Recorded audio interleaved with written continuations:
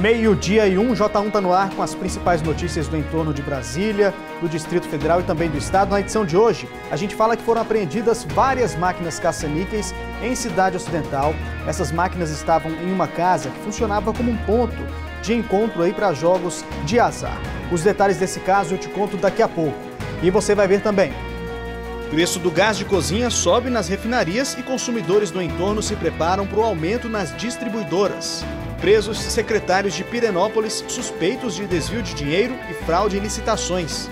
E estão de volta a Goiânia os bombeiros que trabalharam no resgate em Brumadinho. É agora no J1.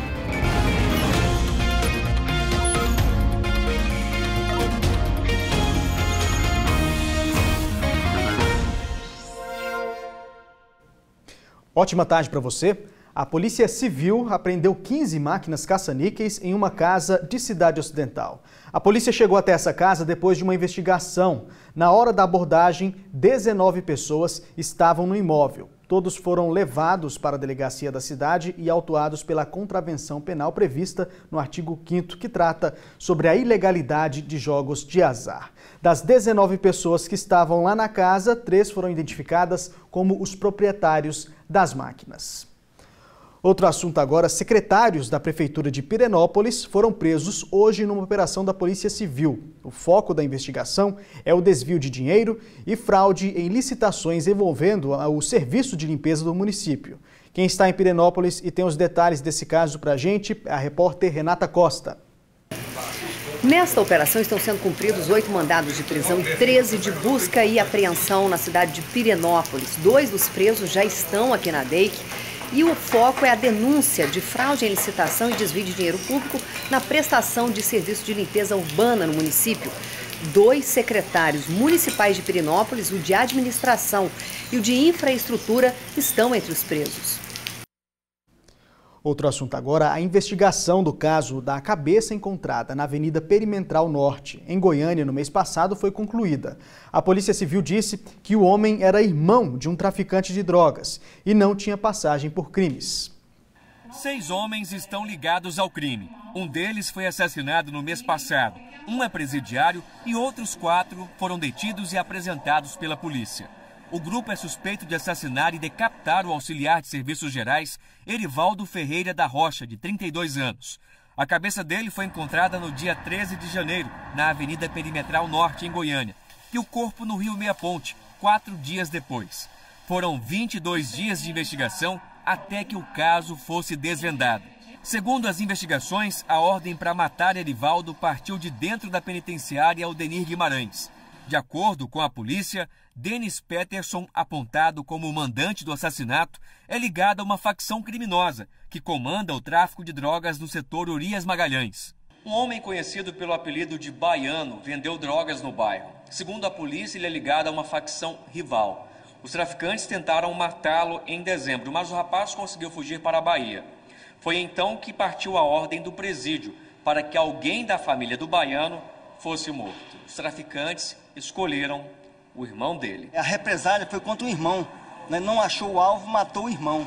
Então esse pessoal não tem limite, né? Então nós temos que dar um basta nisso aqui em Goiás. Segundo a polícia, Erivaldo não tinha passagens por crimes. Era um homem trabalhador e foi assassinado de forma premeditada. Ele capinava lotes, tanto que, nós não falamos aqui, o que atraiu ele até o local foi que chamaram ele para capinar um lote no fundo da casa deles. E como ele não tinha muita amizade com essas pessoas que o irmão tinha conhecimento da criminalidade, ele foi na inocência. A defesa de 2 dos presos apresentados, Matheus Máximo e Maurício Máximo, alega que os irmãos não têm participação no crime. No momento do que ocorreu o fato, segundo informação de familiares, tanto da genitora como do genitor dos acusados, eles se encontravam na residência deles, que eles supostamente poderiam estar envolvido com organização criminosa, seja ela A ou B ou C. Não procede essa informação. Haja vista que trata de 2 jovens, não tem antecedentes criminais, quando era menor de idade, realmente cometeu ato infracional, não tem nenhuma passagem pela polícia. Mais 2 casos de corpos decapitados foram registrados no mês passado. Um foi na Vila Brasília, em Aparecida, e outro no Jardim Primavera, em Goiânia. As investigações foram concluídas com a prisão dos suspeitos. Nenhum dos casos tem relação entre si. E agora uma notícia muito triste, um idoso que estava desaparecido desde segunda-feira foi encontrado morto perto de uma mata em Goiânia. A família acredita que ele foi assassinado por causa de uma caminhonete. O corpo do aposentado Vanildo Luiz da Cruz, de 79 anos, foi encontrado no setor Fonte Nova, em Goiânia. O idoso estava desaparecido desde segunda-feira, por volta das 5 horas da tarde. O seu Vanildo foi visto pela última vez próximo a uma chácara que pertencia a ele. Segundo a família, o aposentado foi morto a pauladas e o carro dele roubado. Só no início da noite de ontem é que a caminhonete em que ele estava foi localizada no setor Morada do Sol, aqui na capital. O corpo do seu Vanildo está no IML aqui de Goiânia. E o carro furtado do pátio da polícia dias atrás foi recuperado essa madrugada. Um homem foi preso e uma arma apreendida. O carro seria usado como pagamento de droga. Foi por acaso que a polícia militar chegou ao carro que foi furtado do pátio da Central de Flagrantes. Os policiais estavam em uma ação de combate ao tráfico depois de receber uma denúncia quando viram o veículo. A equipe, a princípio, averiguava uma situação de tráfico de drogas. Porém, a polícia militar, nós somos treinados para suspeitar de tudo, de qualquer situação, Visualizando o veículo, nós já ligamos diversas informações que já tínhamos. O carro sumiu aqui do pátio da Central de Flagrantes menos de 24 horas depois de ser apreendido no final do mês passado. Segundo a polícia, os próprios bandidos entraram na delegacia e levaram o veículo sem ninguém perceber. E agora, uma semana depois, a PM fez uma nova apreensão, mesmo os bandidos tendo mudado a placa mais uma vez na tentativa de despistar os policiais. O carro foi roubado em Brasília no final do ano passado e usado pelos bandidos para cometer diversos crimes. Yuri Ferreira de Miranda, de 24 anos, que estava com o veículo e um fuzil, foi preso e contou para a polícia que levaria para o Paraguai, onde seria trocado por drogas. Esse carro e o fuzil seria uma forma de pagamento, uma moeda de troca, em torno de 580 quilos de maconha. E o hospital da Vila São Cotolengo, em Trindade, retomou atendimento a pacientes hoje. Os atendimentos foram retomados depois de 4 dias de paralisação por falta de verba para dar continuidade aos serviços oferecidos pelo hospital. São mais de 10 milhões de reais de repasses do governo estadual e do governo federal que estão em atraso. 200 funcionários estão sem receber desde o ano passado. O Hospital São Cotolengo, além de oferecer consultas, faz também exames, cirurgias eletivas e tratamentos de fisioterapia e ecoterapia. Mais de 2.400 pacientes são atendidos aqui todos os dias. A retomada dos atendimentos aconteceu diante da promessa da Secretaria de Saúde em começar a fazer os repasses no próximo domingo. Agora a gente fala da apreensão de medicamentos que tinham sido furtados de novo. Confuso, né? Mas foi isso mesmo que aconteceu. Essas caixas com remédios foram encontradas ontem no Jardim Helvécia, em Aparecida de Goiânia. A mercadoria era furtada e tinha sido apreendida e deixada pela Polícia Civil numa casa sob a responsabilidade de um depositário. Segunda-feira, as caixas foram novamente furtadas e ontem foram outra vez apreendidas. As caixas que encheram 2 caminhonetes foram levadas para o 4º distrito de Aparecida. Os autores desse furto não foram localizados. Ronaldo Caiado apresentou hoje o balanço do seu primeiro mês de governo. Os principais assuntos foram cortes de despesas, salários de dezembro atrasados e os desafios para melhorar os serviços públicos. O resumo do mês foi feito em 1h30. O governador Ronaldo Caiado, do DEM, aproveitou o balanço para anunciar a convocação de professores. Na saúde, o governo busca alternativas para transferir cirurgias do Hospital Materno-Infantil para outras unidades da rede. Viabilizar um centro cirúrgico dentro do UGOL para cirurgias mais emergenciais ou convênios também com os hospitais que possam promover esse tipo de cirurgias. Por falta de dinheiro, 312 obras do programa Goiás na Frente estão paradas. O aperto nas contas públicas motivou um decreto de situação de calamidade financeira. o Estado não se enquadrou no programa de recuperação fiscal do governo federal. O governador falou sobre a economia gerada depois das medidas de contenção de gastos, inclusive com o fechamento de escolas. Nós já temos agora pelo menos uma folha de pagamento que nós conseguimos diminuir num cálculo comparativo, tá certo? De janeiro, daquilo que estava previsto, um resultado positivo de 1.700.000, 1.800.000 mais ou menos. O governador Ronaldo Caiado disse que pagou toda a folha do mês de janeiro e que deve iniciar os pagamentos de fevereiro no dia 25, começando pelos salários mais baixos. Mas não existe ainda uma previsão de quando a folha de dezembro do ano passado deve ser quitada. O não pagamento de dezembro gerou protestos que marcaram o mês de janeiro. Houve paralisação de trabalhadores da educação. Parte deles, os que têm salários de até R$ 2.700, recebeu o pagamento de dezembro na semana passada. E nós estamos tentando de toda maneira buscar qualquer tipo de empréstimo junto ao governo federal para que possamos avançar no pagamento, cumprindo aquele cronograma de escala de salários menores. 12h13, está na hora da primeira rodada de participações aqui ao vivo com a gente pelo nosso WhatsApp 984-424000. Você de qualquer cidade aqui do entorno de Brasília, como Novo Gama, Valparaíso, Padre Bernardo, Cidade Ocidental, pode participar com a gente. É só mandar a foto aí do problema do seu bairro, manda também um vídeo que a gente mostra aqui no J1. No telão tem a mensagem de quem? Recado do Gerson Godoy de Lusiânia. Boa tarde, sou morador da rua 52, quadra 337, setor da Alva 4, e venho reclamar por ter um lote com um mato muito alto e cheio de lixo. O mato está muito grande, né, servindo aí de esconderijo para muitos tipos de insetos. Valeu, Gerson, aqui de Lusiânia, que mandou a reclamação para a gente. Tem mais um recado aqui da Rosa Pereira, também de Lusiânia.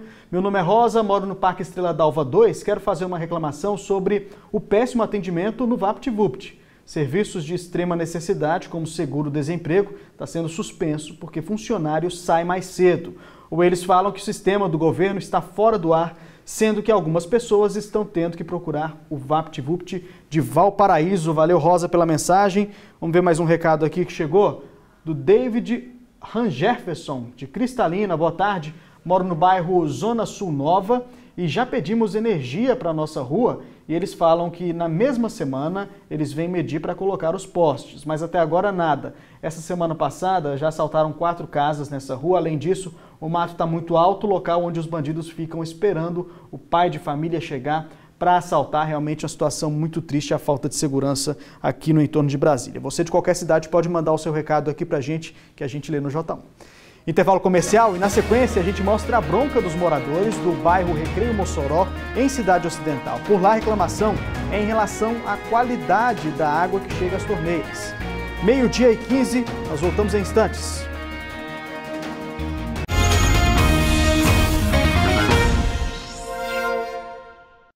Hora de mostrar a reclamação dos moradores do bairro Recreio do Mossoró, em Cidade Ocidental. Por lá o pessoal não aguenta mais receber água suja em casa. Segundo o morador, esse problema aí se repete há muito tempo. Para quem tem bebê em casa já sabe como é a rotina, né? Banho logo pela manhã, mamadeira, água, um dos recursos naturais mais preciosos, mas para o consumo precisa estar tratada. Só que há quase um ano, constantemente, água no bairro Recreio Mossoró chega nas casas com essa cor. E quando está deste jeito... É impossível de fazer qualquer coisa, né? Porque eu não posso dar banho no meu filho, não pode beber, eu não consigo cozinhar, lavar louça, lavar roupa. Os moradores gravaram alguns vídeos. A água que sai desta torneira até parece normal, mas quando cai no balde, olha só a cor. Já nessa imagem dá para visualizar melhor a tonalidade da água que sai. Esta daqui não dá nem para lavar as louças. A dona Neuza procurou a Saneago logo na primeira vez em que a água veio com essa cor, em fevereiro do ano passado, mas até hoje não teve nenhuma resposta. Com receio da qualidade da água, solicitou uma análise na vigilância sanitária. Está aqui o resultado, que diz que a amostra atende os padrões bacteriológicos, ou seja, está própria para o consumo. Mas os moradores continuam indignados. Inclusive, a dona Neuza já entrou em contato com o Ministério Público, né? Dona Neuza, conta pra gente. Eu fui ontem lá na Saneágua novamente, eles não me deram nenhuma resposta concreta. Fui na Vigilância Sanitária, peguei esse documento e fui no Ministério Público. Eles falaram que diz que tem que entrar uma ação conjunta com o síndico e advogado. Ou seja, nós vamos ter que pagar por o que a gente não usa, né? Então, minha vizinha, a filhinha da minha vizinha já teve problema de pele. Ela gastou dinheiro com remédio, consulta e tá aí. A gente acaba de tomar banho e fica se coçando. A Adriângela conta que quando a água está marrom, sem escolha, compra água mineral. Um gasto de R$10 por semana, mas que aperta no final do mês. Ela já pensa em mudar do bairro, caso o problema não tenha solução. Eu penso em mudar do bairro, não pelo bairro em si, mas pela questão da água, porque não dá pra gente conviver com água suja dessa. Não dá pra fazer café, não dá pra cozinhar, não dá pra fazer nada. E comprar água se torna muito caro pra gente, que pessoas de baixa renda. Não é bacana. Já o Reginaldo explica qual a medida adotou para driblar a situação. Também procurou a Saneágua. Sem resposta, questiona. Até quando? Como eu já tenho uma profissão de vigilante, eu estou quase vigiando a minha própria água para poder ir no suja para a caixa. Nós temos que estar questionando, a gente está em cima direto, a gente quer uma solução. A gente quer saber até quando que isso vai continuar. A Saneágua informou por nota que as alterações na qualidade da água acontecem por causa de um rompimento em uma adutora que abastece o bairro. A Saneágua passou o número 0800 645 0115 para que o morador entre em contato em caso de alteração da qualidade da água que chega às torneiras. E hoje faz um ano da queda do viaduto no Eixão Sul, em Brasília. Comerciantes prejudicados que ainda não receberam indenização batalham para se reerguer financeiramente. E enquanto reconstrói o viaduto, o governo fala em vistorias para impedir que casos como esse voltem a acontecer por lá. 6 de fevereiro do ano passado. Era uma terça-feira, em pleno horário de almoço. Meu Deus do céu. Vê se tem gente lá embaixo lá, cara. Meu Deus do céu. Tem carro passando em cima. Caraca. Os carros voltando na contramão. Tomara que não tenha ninguém se machucado embaixo, olha. Caiu a pista inteira. Cheio de carro embaixo. Será que tem alguém embaixo? Afasta, cai mais, afasta. Para o Igor, a lembrança ainda está nítida. O carro dele estava embaixo do bloco que desabou. Havia colocado o material que eu ia dar aula naquele dia dentro do carro e fui ao restaurante. Chegando lá, já escutei o barulho e já voltei correndo. O dia 6 de fevereiro ficou marcado na história como uma segunda chance de vida, né? A caminhonete ficou destruída. A seguradora pagou o carro e o GDF fez um acordo para indenizar os objetos que foram perdidos. Se a gente fosse juizar contra a esfera pública, ia demorar demais e esses processos são muito morosos. Mas para a Maria de Jesus, o prejuízo não foi superado. Ela era dona do restaurante Floresta, que funcionou ali durante 33 anos. Depois do desabamento, foi obrigada a fechar as portas e recebeu a concessão de uma loja na rodoviária. Mas conta que, sem qualquer indenização, faltou dinheiro para um novo empreendimento. Até hoje eu não consegui abrir as portas exatamente por falta de condições de comprar o material para abrir a farmácia. Estamos levando, está quase para ser inaugurada, mas ainda não conseguimos. A Mari também era dona de um restaurante debaixo do viaduto. Tinha 700 metros quadrados na Galeria dos Estados. Como compensação, recebeu do GDF direito de explorar uma loja bem menor, de 32 metros quadrados na rodoviária. Ninguém espera passar por isso. E é de uma hora para outra, só que a gente esperava que a gente tivesse alguma indenização em tempo hábil. Os poucos comerciantes que ainda resistem na Galeria dos Estados dizem que no último ano o movimento caiu à metade. As pessoas têm medo de passar, evitam de passar e quando passam correndo, né? Passam muito rápido. Algum cliente entra, pede uma garrafa d'água e pergunta: a senhora não tem medo de ficar aqui? A senhora não tem medo desse viaduto cair em cima da sua cabeça? A falta de manutenção é uma das explicações oficiais para a queda do viaduto. 6 professores da UNB fizeram um estudo aprofundado do local e concluíram: o melhor era demolir toda a estrutura. Cabe colocar aqui, não foi feita uma análise de custo né, que isso aí fica aos órgãos competentes. Mas, tecnicamente falando, uma das soluções adotadas, que acreditamos que realmente é uma solução viável naquele momento. Mas o governo decidiu reformar o viaduto e demoliu apenas um pedaço da estrutura. Obra de mais de 10 milhões de reais, que só começou 9 meses depois do desabamento. A previsão oficial é que seja concluída em junho. Mas, segundo o diretor do DER, o eixão pode ser liberado antes. A gente está programando para ver se consegue passar já em cima do eixão com o pavimento pronto no dia 21 de abril. Nem que faltasse alguns detalhes para concluir na parte de baixo da praça, mas a passagem em cima do eixão, 21 de abril, é o esforço máximo que a gente está fazendo para conseguir. Essa daqui é uma viga antiga, parte da estrutura que ajuda a dar sustentação ao viaduto. Com a obra, a quantidade de vigas vai dobrar. As novas estão sendo instaladas nesse espaço aqui entre as antigas. Isso leva tempo. Essa obra começou há cerca de 4 meses e ainda falta concluir aproximadamente 70% dos trabalhos. Depois do desabamento, o governo fez uma série de vistorias nas pontes e viadutos. O objetivo é evitar que a falta de manutenção cause novos problemas pela cidade. Outro assunto agora, ter um negócio próprio é o sonho de muita gente, né? Mas nem sempre o empreendedor sabe o caminho certo para tirar a ideia do papel. A Universidade Federal de Goiás tem um programa para auxiliar essas pessoas que querem colocar um negócio em prática. Enquanto os amiguinhos brincavam de bola, o Alisson sempre preferiu brinquedos mais complexos. É uma paixão mesmo que eu tenho pela robótica, né? E isso despertou mais assim com a participação, de grupos de robótica desde a minha graduação, né? Graduação que não por acaso foi na Faculdade de Engenharia Elétrica. Agora ele é adulto, formado e ainda apaixonado pelos robozinhos. Só que entre a diversão de criança e a vontade de ganhar dinheiro com ela, existia um grande obstáculo: não saber como conectar essas duas coisas. E é aqui nessa sala, dentro da UFG, que o Alisson está aprendendo o passo a passo do empreendedor. Em outras palavras, meu amigo, está colocando o sonho dele para andar, literalmente.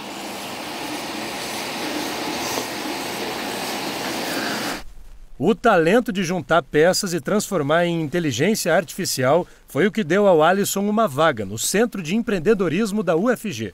Aqui ele ganhou uma sala, investimento e dicas fundamentais para transformar a paixão em negócio. A gente já cresceu bastante aqui com as consultorias que a gente teve aqui, tanto na parte de financeira, de desenvolvimento de produto nosso, né? A gente tem vários cursos aqui. O projeto de desenvolvimento da empresa é chamado de incubação e dura 3 anos, que fazem toda a diferença.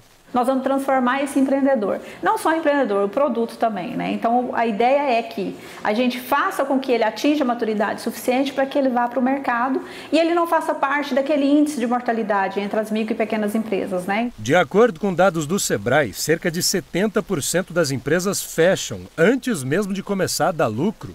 Aqui, esse índice é de só 2%.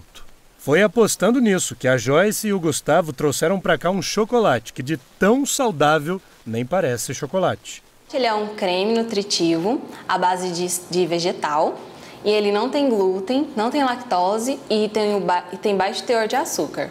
Uma delícia, né? Mas hoje, depois de ganhar o tempero de novas ideias. A gente tinha o produto e a vontade de comercializar, mas era aquela vontade de abraçar a lua, né?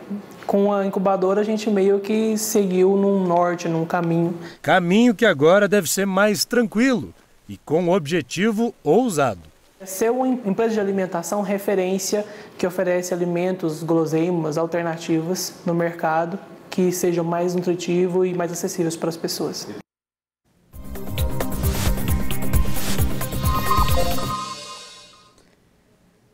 Meio-dia e 29, está na hora de conferir as vagas de emprego oferecidas pelo Cine. Dá só uma olhada. O Cine de Lusiânia oferece 7 vagas para vendedor com salário a combinar, 2 vagas de motorista carreteiro, salário de R$ 2.200, uma oportunidade para caseiro com a remuneração de R$ 1.500 e uma vaga de analista comercial. Boa sorte! Mais uma rodada de participações pelo nosso WhatsApp 98442-4000. Vamos dar uma olhada aqui no telão. Recado da Cássia Emanuele. de Lusiane. Olá, Anderson, boa tarde. Gostaria de deixar registrada a minha indignação com o atendimento na UPA do Parque Estrela d'Alva 10. Aqui temos que chegar às 4 da manhã, ficar do lado de fora, correndo sérios riscos de assaltos para conseguir uma senha para ser atendido às 8 da manhã. Está aí a reclamação da Cássia em relação ao atendimento na UPA do Parque Estrela d'Alva 10. Josiana Ribeiro, de Valparaíso, gostaria que mostrasse a situação desta rua, Rua 1, né, a margem da BR-040, no bairro Vila Isabel e Jockey Clube do Valparaíso. Já faz mais de 3 anos que moram na região e nunca arrumam. É tanto buraco que quase a rua não existe, né? Valeu, Josiane Ribeiro, de Valparaíso, pela mensagem. Recado agora do Fábio da Mata, de Lusiane, moro no Parque Estrela d'Alva 3, Rua Aníbal Machado. Fizeram todo o procedimento para asfaltar a rua em 2017 e até hoje nada. O Fábio mandou uma foto pra gente, vamos dar uma olhada? Essa é a foto da rua quando chove, ó, o que acontece por lá?